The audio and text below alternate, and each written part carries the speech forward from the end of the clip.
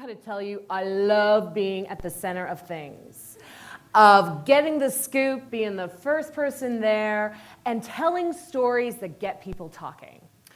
But you know, the last few years, it kind of feels like I'm out of step with the dominant issues of the day.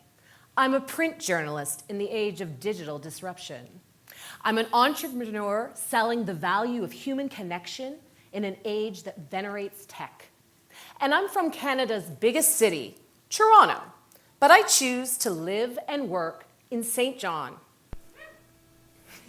a small city here in New Brunswick on Canada's east coast, far from political and economic influence.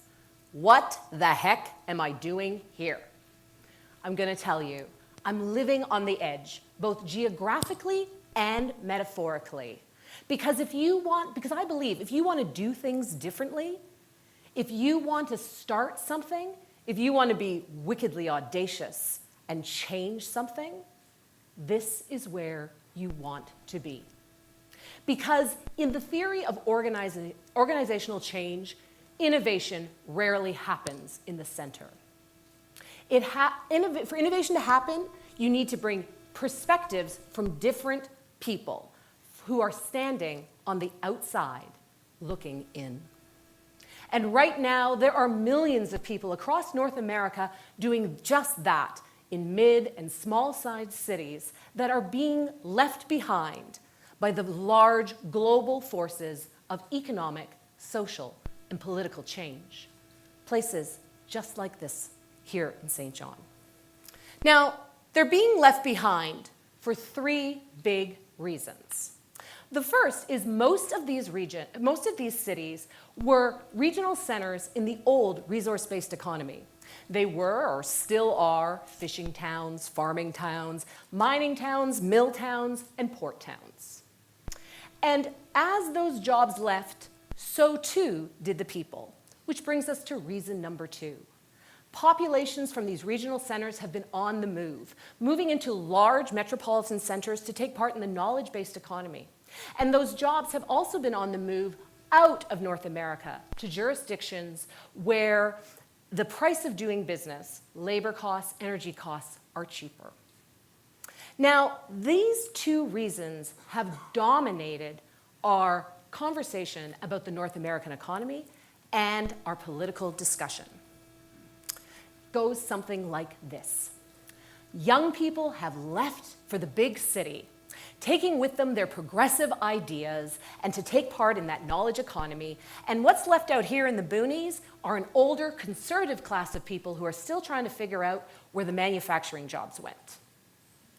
In the United States, the political commentators juxtapose the large democratic enclaves on the coastal metropolises of New York and Boston, San Francisco and Seattle with those Republican-leaning flyover states. And here in Canada, our political and business class have divided this country in half between the haves and the have-nots. We have a new MTV generation, people living within the vicinity of Montreal, Toronto, and Vancouver. And the conversation about Canadian innovation and advancement doesn't make it past that vicinity. People like us living in small and medium-sized cities have not been part of that conversation. Now, it's true, there is a growing divide, and the changing workforce and the different jobs are certainly part of that equation. But I think there's another reason, a third reason, that poses the biggest threat and the biggest opportunity to communities like ours. Here it is. The innovations currently being developed for the new economy are being developed in and for large metropolises, big cities with high density populations. For mid and small sized centers which have lower densities, a lot of these innovations won't work. They won't be financially viable in our communities. Let me give you an example. Let's take public transit. So I'm going to give you a fun fact. The distance between Hamilton and Oshawa, which is basically the eastern and western edges of the Greater Toronto Area, is roughly the same as the distance between St. John and Fredericton. But that is where the comparisons end. Because, of course, in the Greater Toronto Area, there's all sorts of public transit options for you to try. Certainly there's the GO train, which will get you from Hamilton to Oshawa. It connects in with all these different municipal transit systems, like the TTC, which allows you to use the bus, the subway, and the streetcar to travel anywhere in the city. And they're all connected into Pearson International Airport, where you can then hop on a plane and fly anywhere in the world, as I did last week when I left Toronto for Dubai. Now this week, I needed to get to Fredericton. So what were my options? Let's think. Yes, 1. Me, hop in my car, by myself, bomb up and down Highway 7. In fact, that's what the option is for all of us if we want to go anywhere in the Maritimes. You want to go to Moncton, you want to go to Charlottetown, you want to go to Halifax, we have to drive ourselves in our car. Yeah, there's a bus, but it's not designed for commuter traffic. And that's a problem that's not going to be easily solved, and certainly not solved by current models, because current models of transit are designed with the idea that there will be a consistently high level of commuter traffic to keep that transit system going. And as this photo illustrates, we don't have that. I took this photo on Wednesday morning at 9 a.m. TED audience, welcome to rush hour in the Maritimes. So this picture, of course, is St. John to Fredericton, and we can look at this and say, oh my God, we've got such a huge problem. But I look at this photo and I say, this is an awesome opportunity. Are you with me? Think about it. This picture was taken half an hour from this very spot, but it could have been taken anywhere in Atlantic Canada, northern Canada, the prairies, anywhere in northern New England outside of the larger Boston area, and the Midwest United States. Heck, Netflix could film the next season of Fargo up there on the Petersville Hill. Because this picture illustrates what every highway in North America looks like that is located outside of large metropolitan centers. Which means if we get creative and put our minds to it to figure out how to move all of us around this region, then there are millions of people throughout North America who would be interested in our solution because they've got that problem too. But in order for us to wrap our heads around this new way of thinking, we have to change our perspective on how we view ourselves, on our place in this country, and in this continent. So this is the hub and spoke model of business, and this is how the economy used to operate. How it worked was there were large centers where we shipped our products all around the world. These large centers were Toronto, Boston, Montreal, Vancouver, Seattle, San Francisco. We are the spokes, those tiny dots up there. The way the hub and the spoke model works, because the cost of production used to be so high, all the power flows in and out of that spoke. But the economy doesn't work that way anymore. But our mindset hasn't changed. We are still focused on trying to get into those big, huge centers. But those centers have moved on. They've moved on to the newer economy, the distributed network economy. Now, in a distributed network, there is no hub.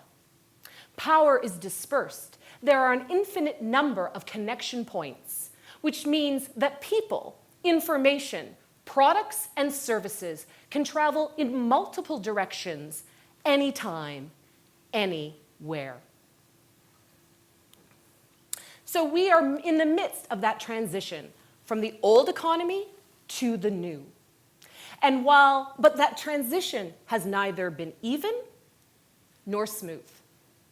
Those old, large financial hubs in that old system, they've been able to transition much faster and much easier than we have, those members of those unconnected spokes. However, if you think about it, in the new economy, that distributed network economy, there is no hub, which means there's nothing stopping us from connecting with like-minded communities to form our own network of similar-sized communities with similar-sized problems. And if you think about it, that's how this whole innovation thing is supposed to work. The best ideas, the best inventions come when we are personally invested in the outcomes, when we bring new perspectives to old problems. And because there are other people out there in the world who live like us, who have the same problems, if we begin to turn our attention inward to solve our own community's problems, we will be able to reach the world. Because we have to stop looking to New York and Toronto, Boston, San Francisco, Montreal, and Vancouver to solve our problems. It's not their responsibility. They got their own problems. That responsibility is ours. And as we begin, if we dare to seize on this opportunity, it's important for you all to remember that very special perspective that you bring to this age of innovation. A view from the outside looking in. So, I am often asked, in this time of great change, who is going to lead us? That is the easiest answer of all. You will. Because our problems are too large, too complicated for any one person or group to solve. It is going to take all of us bringing our different perspectives, our different experiences to the table, united by a single passion to make life better in our communities and for others around the world. So are you with me? Let's go. Let's be wickedly audacious together and lead with courage, imagination, and good humor out here on the edge.